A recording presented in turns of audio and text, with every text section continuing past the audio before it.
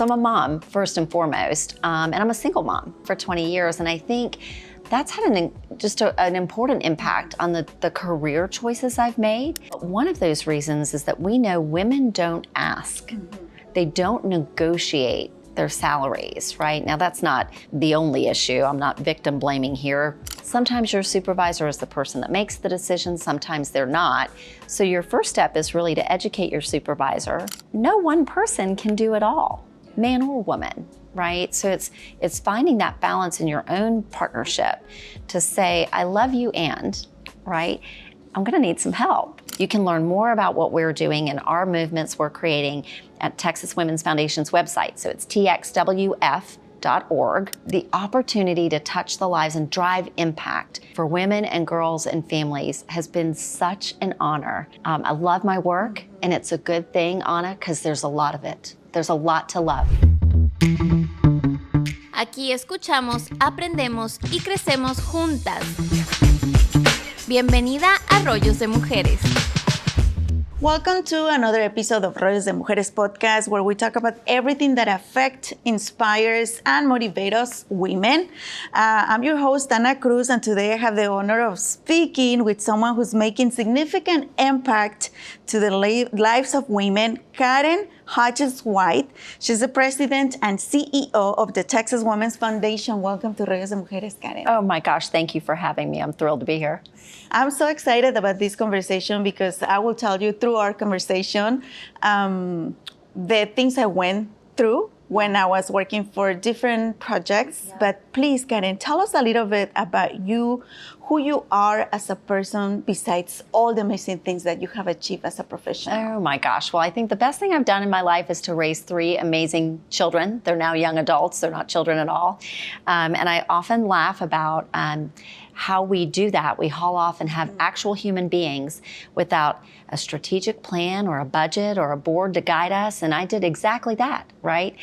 So I'm a mom, first and foremost, and I'm a single mom. I've been a single mom for 20 years. And I think that's had an important impact on the career choices I've made. I mean, I've just had the great fortune of working for amazing nonprofit organizations. So I started my nonprofit career with Susan G. Komen, working for women and girls in the breast cancer space. I moved to St. Jude Children's Research Hospital, children and families battling cancer.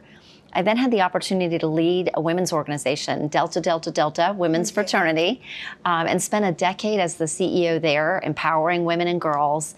And then now have had the opportunity for the last year to lead Texas Women's Foundation.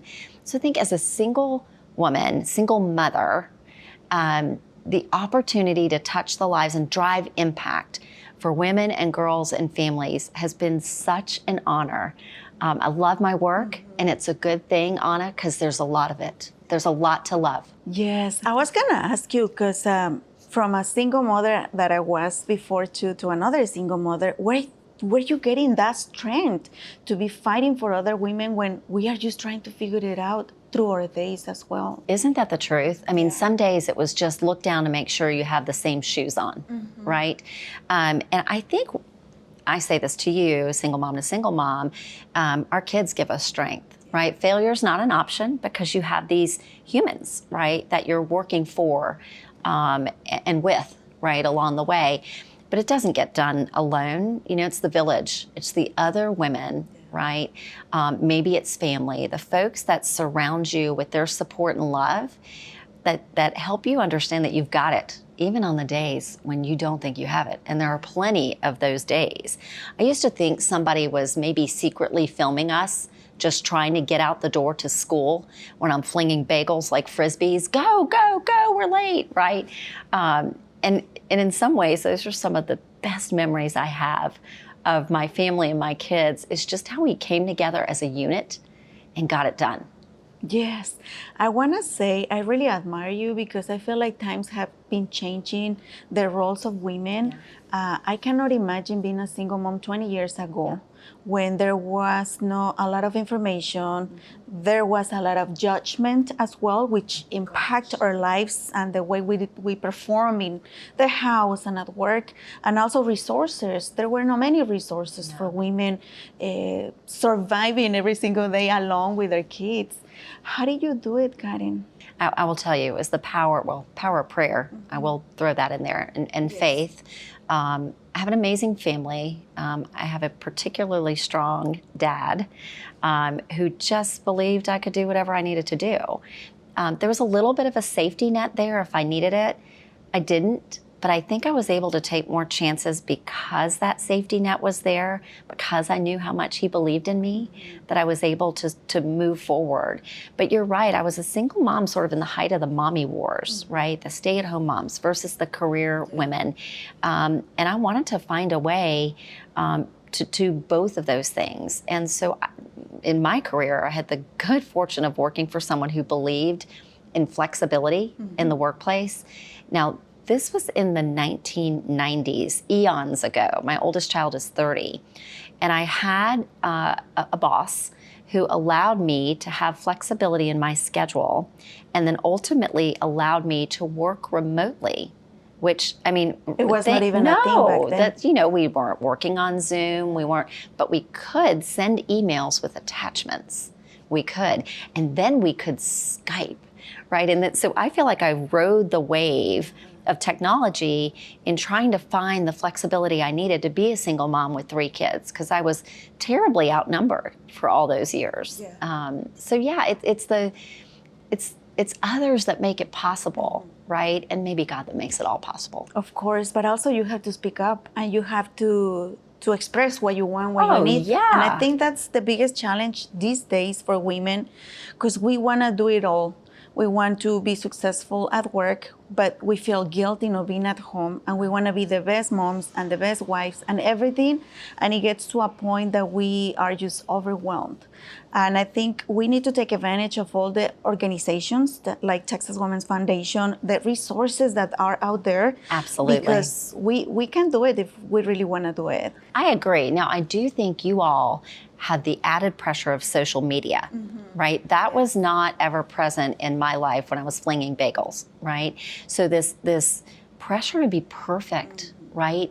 Not only to be good at everything that you do, but to look good while you're doing it. I feel like your generation is under an intense amount of pressure that maybe mine wasn't, right? So the idea that we can connect, right? And women from different generations can support each other in mentorship roles and sponsorship roles, right? That just that little extra support and belief in yourself that you need on the days when you just can't possibly get it all done.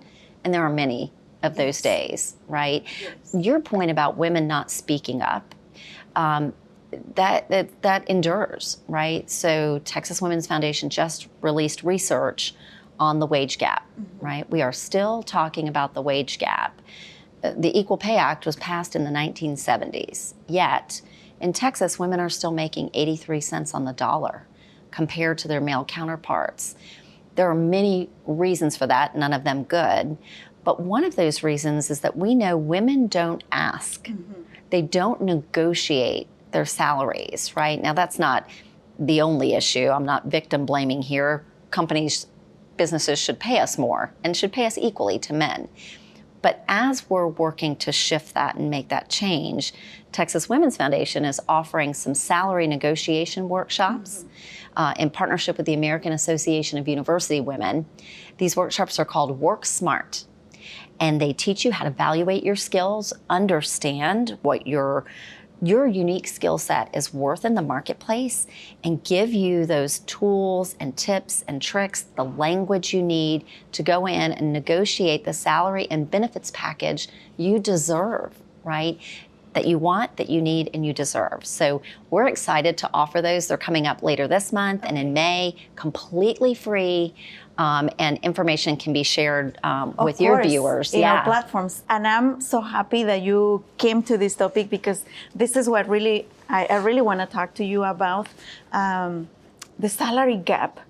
the salary gap, and yes, I agree completely with you about we women not speaking up, not knowing how to do it.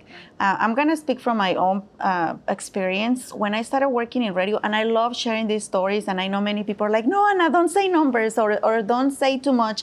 I need to say it we all because need to I don't say want it. other younger girls coming and having to experience the same situations than me. Right. When I started working in radio, I felt like I was so blessed by having the opportunity, and I understood it was a big chance that they gave me. I was so thankful for that, but also I had no idea how to negotiate. Sure. Also, being an immigrant, it's another, another barrier for Sure it us. is. Like, oh, this is not my country. I had to be grateful for the opportunities. It was a Listen, we're grateful for you. Yes. So right there, let's start there. And I didn't have anyone around me who could guide me. There were no mentors, there were no sponsors, there were no women around me. There was a period where, at least in that project I was part of, there were all male. Yeah. So it was painted to me as this is the greatest opportunity of your life. And it was professionally.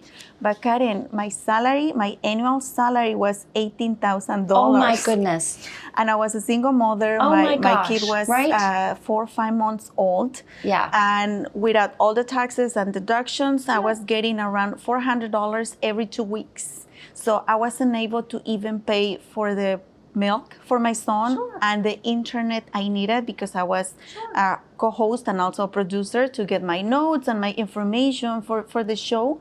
But I thought it was normal. Right. And I bet there is a lot of women out there Oh, still yes. thinking Absolutely. it is normal. Right. And it took me a while. It took me 10 years to be able to say, oh, I want this much. But you look at you now. I don't even know how you did that, right? I'm still learning and still fighting and still trying to surround myself of women like you. But how did you do it? How was your process? Was it like that at the start, or you started strong and confident and knowing what to say? No, particularly my my foray into nonprofit. So my early career was spent in marketing and advertising, and I had a great run there, and actually had my own consultancy towards the end of my career in marketing and advertising, and I was very confident in that space. My life changed. I got divorced. I became a single mom. I knew working for myself was going to have to change. So I thought, as I got back into the workforce, I specifically chose nonprofit. I thought if I'm going to leave my home every day, leave these children, I want to make a difference in the world, right? And so my first job at Susan G. Komen, I took as a cause-related marketing manager. I didn't even know what cause-related marketing was, but I figured once I figured that out, I could do that, right? I started at a very, very, it's funny, Low salary. very low salary. That when I applied to the job, I applied knowing the salary. They hired me and bumped the salary up because of the experience I brought to the job. I didn't ask for that bump. I was grateful to make a shift and was willing to accept what they were offering, not thinking about what I brought to the table. So that was a good first lesson for me. I was the first hire of a woman who made a meteoric rise through that organization, and I shamelessly rode her coattails. We were together every step of the way. We made a great team. And so that helped me start to understand the impact I could have at that organization, and then what I brought to other organizations. So by the time I got to St. Jude, I was prepared to negotiate for what I wanted and needed. Same with Tri-Delta, right? And then coming here, what's wonderful about the Texas Women's Foundation is because of who we are, this job was valuated well. They were offering a very competitive package for someone at my level of experience. So there wasn't a big conversation in this organization, but that's the exception, not the rule, right? But it's staying at it, right? It is absolutely staying at it, and mentors along the way. I mean, I just can't say enough about the people who just took a personal interest in my professional development and my professional accomplishments, right? That have just been there consistently for me. So for women out there that are thinking, oh, I feel like I'm not getting a fair salary. I see my coworkers, we are doing the same tasks. And I'm even performing better. My revisions are saying different things. What can I do? What are the first steps that you recommend for them? And I know we're gonna have those workshops, free workshops, but for them to see that there is a way and they have to speak up and ask for more. Well, I think the first thing is to understand what you uniquely bring to the world, right? What are your unique talents and skills? And are they aligned with the role that you're in, right? Once you sort of make that calculation, and that's really kind of a gut check, right? Am I actually doing the right thing with my life, right? So understanding how well aligned your talents are to your role, then doing that little bit of research. And there's a lot of information out there around average salaries for XYZ position, right? You can go so far as to Google levels of responsibility and job descriptions to understand what comparable salaries are like, right? Once you can dig in and understand how your salary compares to the norm, and right, there are ranges, right? And you understand your unique qualifications and maybe your level of experience that you're bringing, you can understand where you need to be, right? And you can have that conversation with your supervisor. Sometimes your supervisor is the person that makes the decision, sometimes they're not. So your first step is really to educate your supervisor, right, on what you bring to the table and what that's valued at in the marketplace. This is a partnership conversation. It's an educational conversation. It's not a combative conversation, and it's not a threat to leave if you don't get your way, right? Yeah. It's a conversation to say, this is what I really want and need. I understand we may not be able to get all the way here now, but how far can we get to close this gap? And what kinds of things do I need to do, right, to get here and then here, right? And how can I help you make the case for me, right? So this is a consultative conversation with a supervisor. Generally, those conversations go really well. They go much better than, I demand a raise, right? That just doesn't work. Yeah, hardly I was ever. Gonna say that because we think that conversation is gonna be painful and uncomfortable. But that's if you go with the attitude of I want this with no reasons, right? But if you prepare yourself, you show why. Usually that conversation it's very calm and they are most of them. Supervisors are open to listen. The very first time, only one time I asked for a raise, and it took me weeks to work up your courage. To work the courage to prepare what I was gonna present, to ask for it. I swear, Karen, I was shaking. Oh, I know. That like pit of your stomach feeling. Yes, it was a horrible morning for me. But when I had this conversation with my boss in my last company, which I loved, the company were so open and so welcome with me, it went extraordinary. And I was like, oh my gosh, I could ask for a raise even before, but I was waiting for them to give me the money because of my performance. Sure. I thought they were, and they knew, and he told me, you are performing extra, like you are overpassing what we have for you.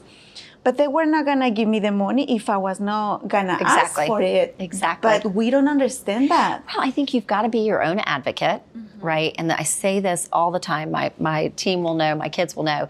It is an automatic no if you don't ask, right? If you ask and you get a no, right? No has lots of meanings. Oftentimes it's not now, right? The timing's not right.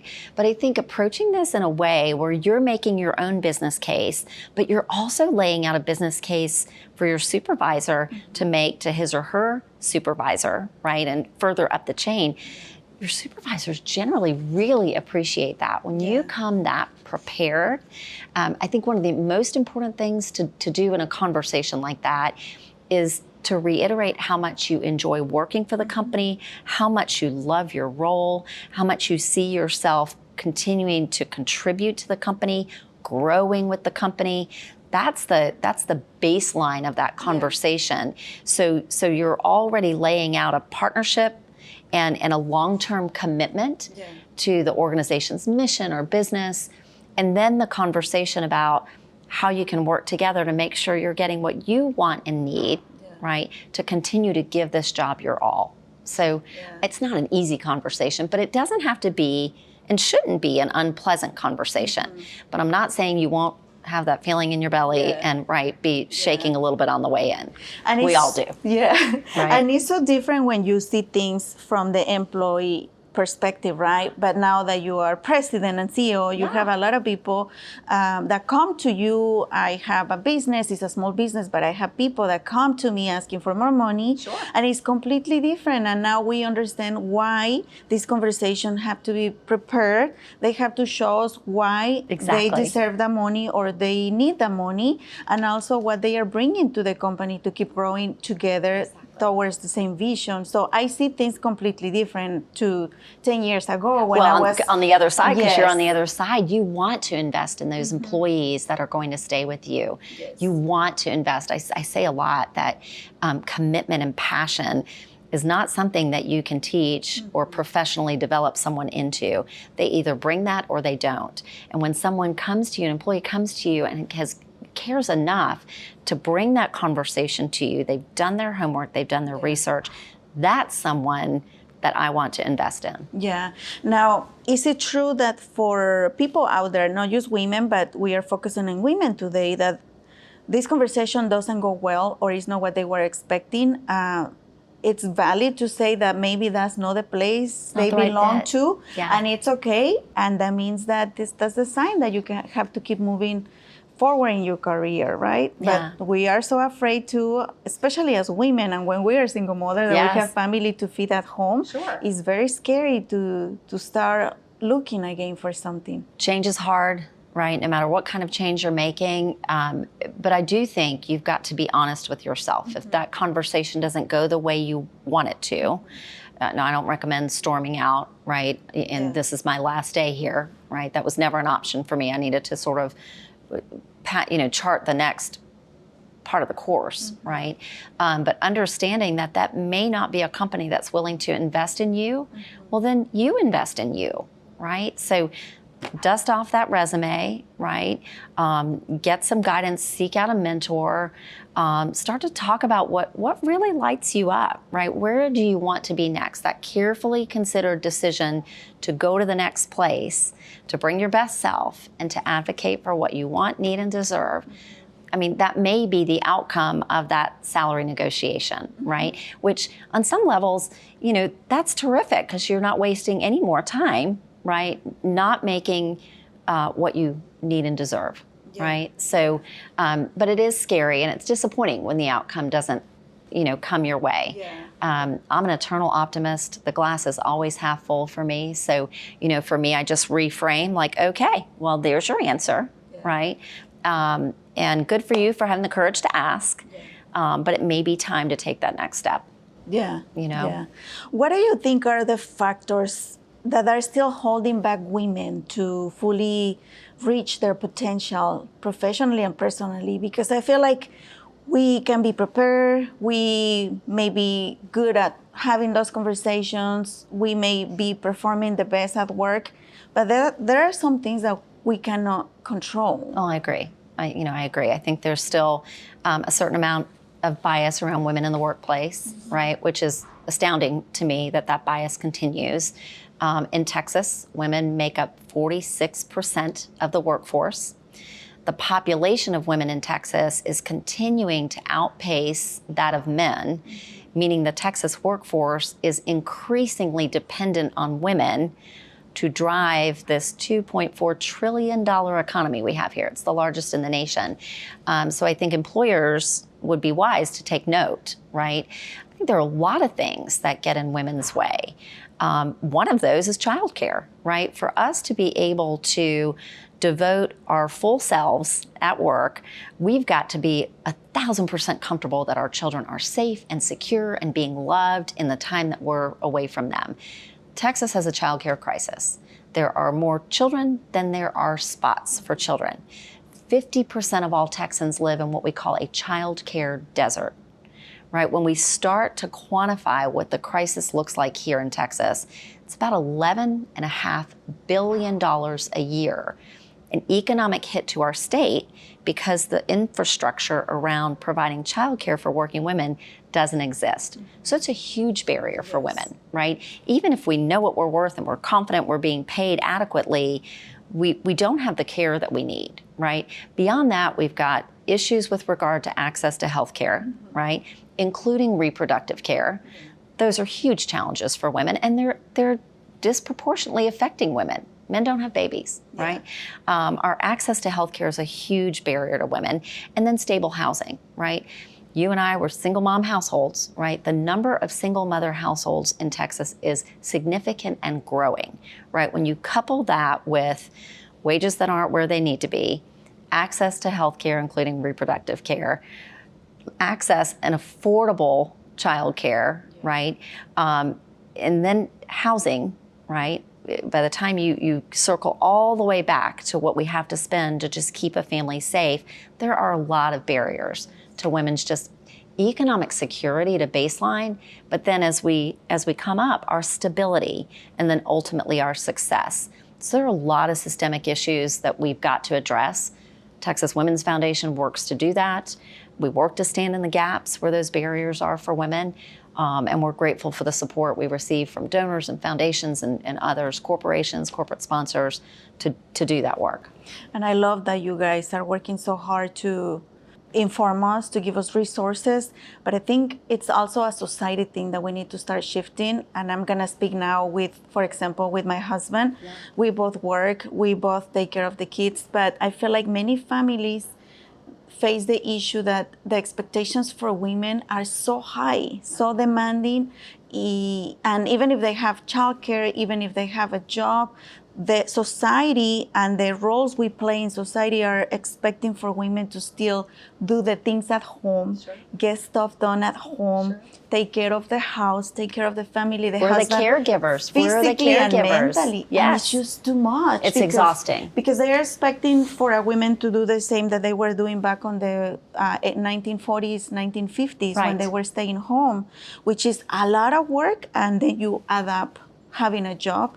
I think we need to speak up about that too, Karen. We need to say, absolutely, we need help. We cannot do it alone, and that doesn't make me less women or not enough women. And a lot of women I know, they are feeling that way out there, and that's why they have these struggles, like mentally struggles, wanting to do good at home and wanting to do good at work. And the reality is that it's impossible to be 100% in both places. No, you really can't. And I think there's a beauty in being vulnerable, honest, and vulnerable, right? No one person can do it all, man or woman, right? So it's finding that balance in your own partnership to say, I love you, and, right, I'm gonna need some help, right? I've raised 3 children, 2 of whom are boys. I can tell you those young men can operate a dishwasher, they can operate a washing machine. This is possible. Men can do this, right? I think sometimes it's our own pride, our own expectations, unrealistic expectations of ourselves to do it all, have it all, be it all, and look good doing it, right? We put so much pressure on ourselves, and I'd love a movement that just eliminates that pressure on women, right? What if we all decided one day, I mean, look at us, we're not wearing makeup. We're gonna skip that step. We're not gonna do our hair or makeup, because you know what? Men don't have to do that every day. They just shower and they shower, shake their heads, and off they go. Yeah. Right? We've and got no another. one judges them. No one judges them. We've got another however many minutes it takes, right, to do this, right? So I do think about the pressures we put on ourselves and the societal pressures, right? And the opportunity that maybe we have as women to come together and say enough, right? Enough. We've always been sort of, you talk about, this is a very old metaphor around, Ginger Rogers and Fred Astaire, right? Ginger and Fred were doing the same thing, only Ginger was doing it backwards in high heels when they danced, right? So in many ways, that adage is still true today. We are trying to do it all, and it's not possible to do it at the level that we want to. right? So we've got to have some help, right? We've got to go back to the concept of it takes a village to make this thing go. Text her and ask if she'll pick up your kids and drive the carpool. Ask him if he'll vacuum and do the laundry this week, right? Like, we've got to be better about asking for what we need, whether it's from our employer, right? Or at home and within our personal relationships. Yeah, and I think that's the message I want to give to our audience with this episode. Of course, we want to let you know that there are so many resources. Texas Women Foundation are doing amazing things, free workshops, how to negotiate a salary, and so many other things. But at the end of the day, we work together. We are a society that need each other. And if we want to eradicate these wages gaps and all these issues that we are facing as a woman, we have to work as a society, because we cannot do it alone. What can we do to support Texas Women Foundation? How can we be part of this movement? How can we be part of this history change on women's rights and also this wage gap that is driving us crazy? I think it's a baseline issue. I think if we could correct that, a lot of good things could happen. Right? We could cut the poverty rate in half if we address the wage gap that exists just between men and women with advanced degrees. In half, right? So the potential here is so great to build our society and take it to the next level. We truly believe that when women thrive, families thrive, and all Texans will thrive. Right? So you can learn more about what we're doing and our movements we're creating at Texas Women's Foundation's website. So it's txwf.org. Lots of information about the issues that we're studying, researching, sharing information. We believe knowledge is power, right? And the movements we're creating. Our 19 network is a great way to get involved with us. Our army of advocates is a great way. And then, of course, some of our free programming is a terrific way to just step in and see what we're about and pick up a few handy skills along the way. And if you're a big brand, big company that want to donate also, they are welcome. Absolutely. I know that's a big part of always, yes. the nonprofits to be successful. We need those resources too. We do. We absolutely do. And don't worry if you're driving or you are doing work or working out or whatever you guys are doing. I'm going to put all the information on the description of the episode along with the website, phone numbers, and social media too, so you guys can find Texas Women Foundation. Karen, it's amazing always talking to you. I admire you as a woman, but I admire you too as a professional. And I admire the work you are doing because it's so easy to figure it out in our own way and just keep it there. But when you are helping others, that goes to a completely different level. So thank you so much for the time. And hopefully it's not the first time that we had this conversation. I have loved meeting you and getting to know you. Admiration is mutual here. Thank you. Thanks for all you're doing to raise these issues with your audience. And I will be your guest anytime. Oh, thank you so much. Thank you. Thank you. And thank you for watching this episode and listening in the podcast platforms. Remember to share, because that's the only way we're going to keep growing and we are going to keep sharing this important information for women. So please follow us on social media at Rollos de Mujeres and at Rollos de Mujeres Podcast, as well as rollosdemujeres.com. My name is Ana Cruz. See you next time.